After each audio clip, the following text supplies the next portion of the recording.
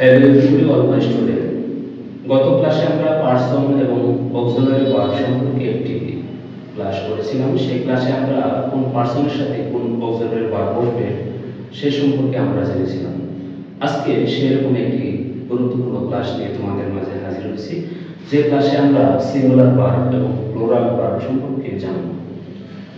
আমরা এখানে singular verb এবং ওদিকে প্লুরাল ভার্ব লিখেছি। দেখো, সিঙ্গুলার ভার্ব বলতে আমরা কোন ভার্বগুলোকে বোঝাই? অক্সিলারি ভার্বের মধ্যে যেমন এম ইজ, এটা হলো সিঙ্গুলার ভার্ব। ডাস, এটা হলো সিঙ্গুলার ভার্বের মধ্যে পড়ে। হ্যাজ, এটা হলো সিঙ্গুলার ভার্ব। ওয়াজ, এটা হলো সিঙ্গুলার ভার্ব। এখন আমরা সিঙ্গুলার ভার্ব দেখলাম, এখন আমরা প্লুরাল ভার্ব কোনগুলো সেগুলো আমরা দেখে নিই। যেমন আর, এটা হলো প্লুরাল। ডু, এটা হলো প্লুরাল ভার্ব। হ্যাভ, এটা হলো প্লুরাল। ওয়্যার, এটা হলো plural verb.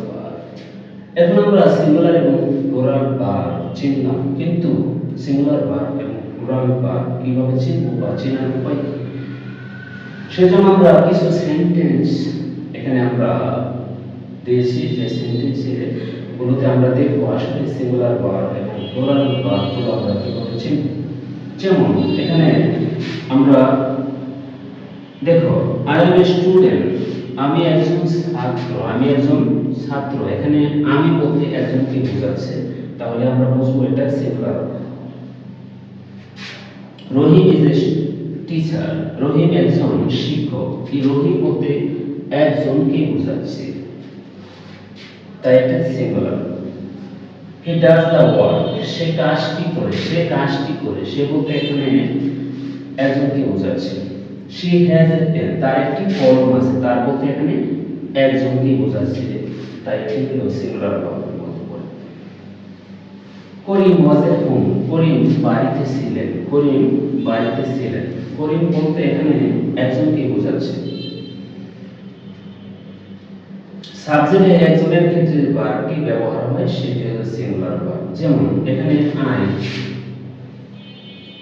Rahim, he, she, করিম, এগুলো হলো সাবজেক্ট। এই সাবজেক্ট বলতে একজনকে বোঝাচ্ছে, যেহেতু একজনকে বোঝাচ্ছে সেটি হলো সিঙ্গুলার ভার্ব বা সিঙ্গুলার। তাহলে আমরা সিঙ্গুলার ভার্ব এবং প্লুরাল ভার্ব কোনগুলো সেটি আমরা জানলাম, এবং সিঙ্গুলার ভার্ব কিভাবে চিনব এবং চেনার উপায় কি সে সম্পর্কে